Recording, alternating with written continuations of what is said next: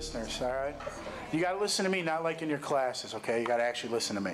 I'm kidding. All right, listen. We're going to talk about something. I call the class we're going to do called Decisions for Life.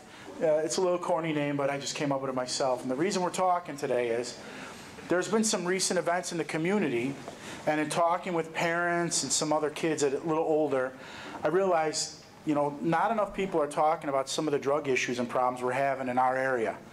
So you're going to get some of this in health.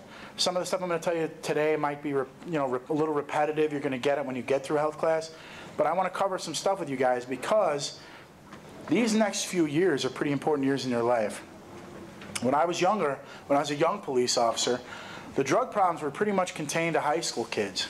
We're learning now, and this is a scary thing, more 8th graders between 8th and 9th grade are trying drugs than seniors in high school that are using drugs. The number's bigger. So we realize now we got to get the message out a little sooner, okay? So we're hoping that your parents are talking about drugs when you're young, and now we're going to talk to you a little bit about this, okay? We do the healthy lifestyle classes when you guys, did you guys all have me, right? Yeah. Okay. This is a little bit more about than what we talked about in 5th grade, so just give me about 30 minutes of your time and we'll get through this kind of quick, okay? You guys are going to face some challenges in life now, okay? When you were little, you know, when you were in the stranger danger classes, you were attached to your parents' legs and they were taking care of you, and everywhere you went, they went. Well, times are changing. You're going to start doing a lot more things with school functions where you're by yourself. You get to go to the mall with your friends by yourself. You get to go to a movie theater without your parents there. And you guys are becoming more responsible for yourself, more responsible for your own safety.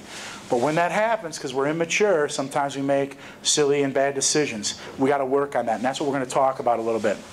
You're finding your place in a social circle, okay?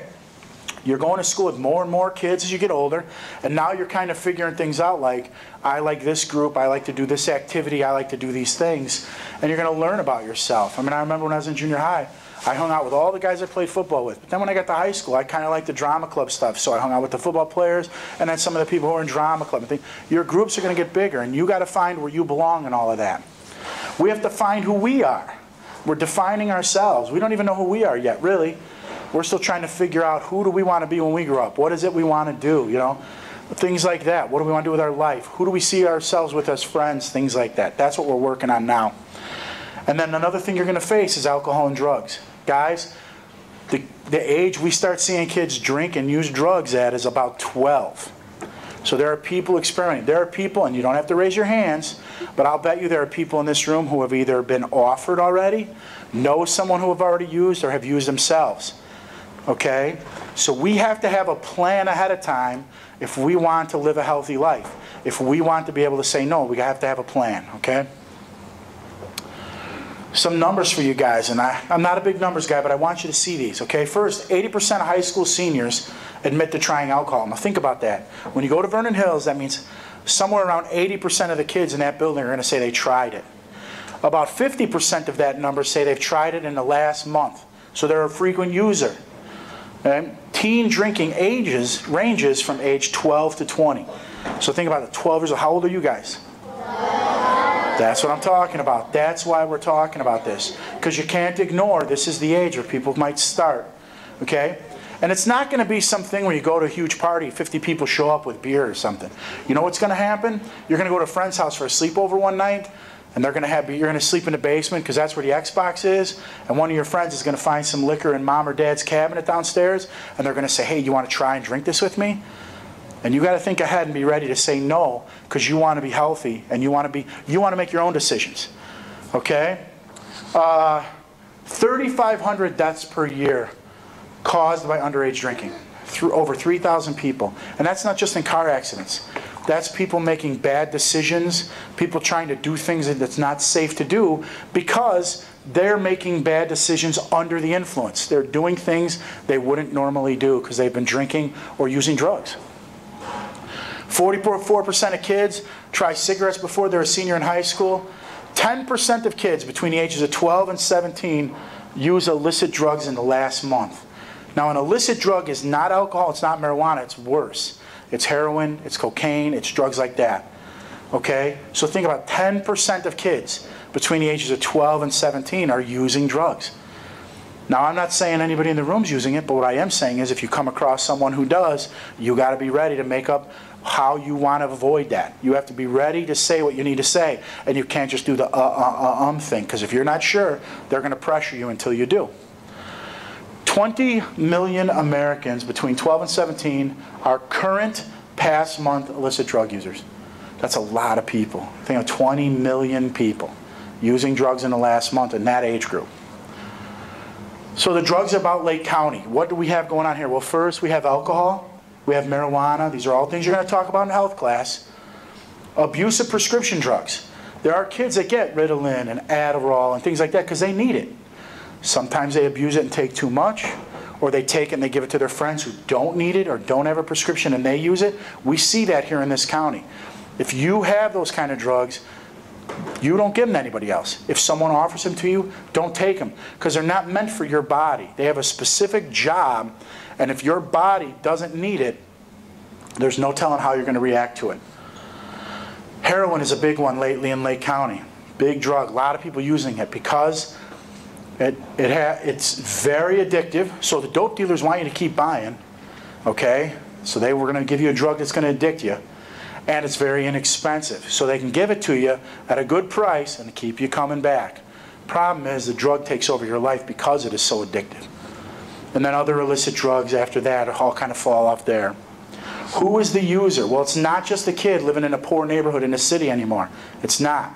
It's a suburban kid all the way from Greg's Landing to the apartments on Westmoreland. It doesn't matter how much money you make. It doesn't matter what color you are. It doesn't matter who your best friend is. If your mom and dad are rich and beautiful and powerful, it doesn't matter. The drug does not discriminate against anybody. 80% of kids, how many of you guys see those commercials above the influence on TV? Raise your hand. Because I like them, okay? Yes. But there's one of them I don't agree with and I don't really like much. And it's the one where the kid's in the playground and the stranger walks up to him and asks him, hey, you want to do some drugs? That's not how it happens, guys. It's not going to be some stranger who's going to walk up to you at the mall or walk up to you. It's going to be a friend. 80% of the people who try an illicit drug for the first time are offered that drug by someone they trust. Friend, cousin, brother, sister, who knows? Could be anybody. It's somebody you know. And here's the thing I want you to think about when it's a friend, all right? You could possibly make a decision in your life based on something someone else wants you to do that you're not likely to be friends with as you grow up. I mean, most of you guys in 6th grade aren't going to be friends with people that you went to 6th grade with when you're an adult. So why would you let anyone else make a decision in your life that has that kind of impact? So you got to be ready to say no on your own, okay? And then here's another statistic I want you to know that I find very depressing. Even though 80% of the time you're introduced to drugs by your friend, if you use an illicit drug to the point it causes you to overdose and die, and a lot of them do, okay? 89% of the time, almost 90%, 89% of the time when you die alone. So your friends that you had that brought you to drugs, you don't have them anymore. Because they're either incarcerated, in jail, they're already dead, they've moved on, they're in rehab, who knows. You don't have your family, because when you become an addict, an illicit drug user, you lie to your family, you cheat your family, you steal money from your family, you steal property and sell it, and sooner or later you end up on the street on your own. You die alone. That's the glamour of drugs. The glamorous life you lead usually ends up to, if you're going to overdose, you're going to be by yourself with no one there to help you. So the user can be any race, any class. Doesn't matter if you make $1 million or you don't. Any age, and it can be any time, okay? It's not just the bad kids in the city anymore.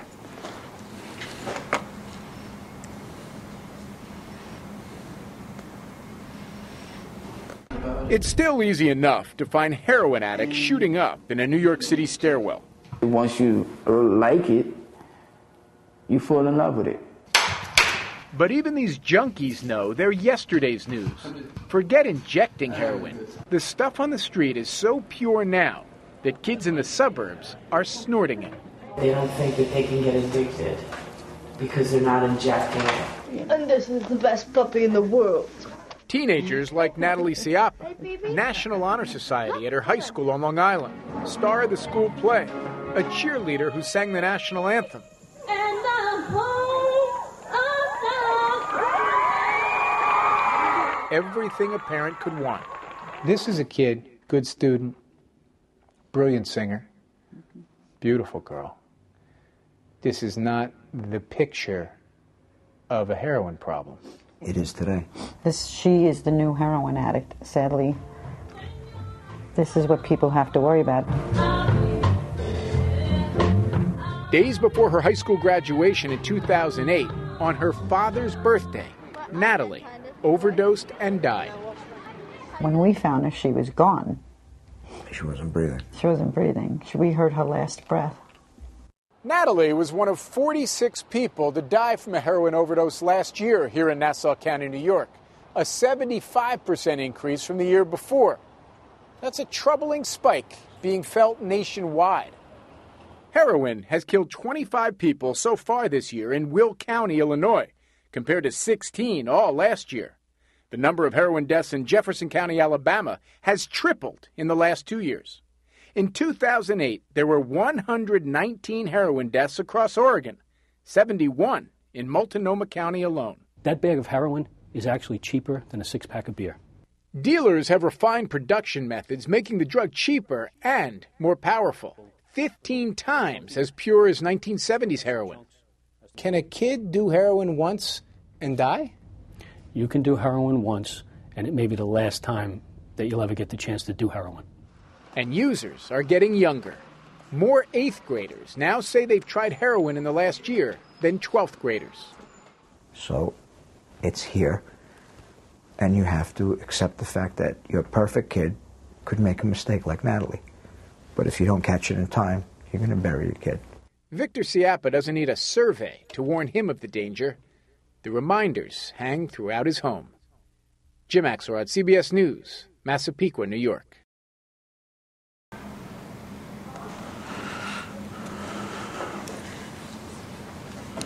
Okay, so the reason, we talk about that drug because its effects are so serious and so severe and so quick, and has made such a jump here in Lake County. We want you to know about it. We want you to know if you go to a party or you go to a friend's house and all of a sudden they tell you, hey, you should try this, this will make you feel great. Now you kind of know, okay, no, I'm good, thank you. And it's time to move out of that place. All right? There are long-term effects and short-term effects from the use of any illegal drug. First, there's health effects. It tears our body apart. Our organs start to shut down, our immune system starts to fail, we get sick a lot easier, a lot more often. We would rather have the drugs than eat, so we become dehydrated, malnourished, our skin breaks out. I mean, it's a real sexy life, let me tell you. It gets really bad, okay? That's the health issues. Then there's legal issues. If you get caught using, okay? Each drug severity depends on what you have. But if you have a hard drug or an illicit drug, heroin, cocaine, it's an automatic felony arrest. You will go to juvenile detention. You will go to the Vernon Hills Police Station, be processed. You have to get a lawyer at thousands of dollars. Your parents will have to come to court with you numerous times. It's embarrassing. It's embarrassing to them to have to come to the police station. It's rough to sit in jail overnight, see a judge. It's going to be tough. It makes your life very difficult. There are school issues.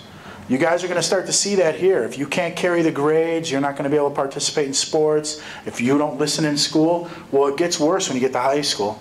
The code of conduct is even tougher in high school, and they will take away half season, full season, no extracurricular activities. I mean, how bad would it be to go to school and all you could do is go to school for your classes? You can't go to anything after school, no dances, no prom, no sports, because you can't keep your personal life in order, okay?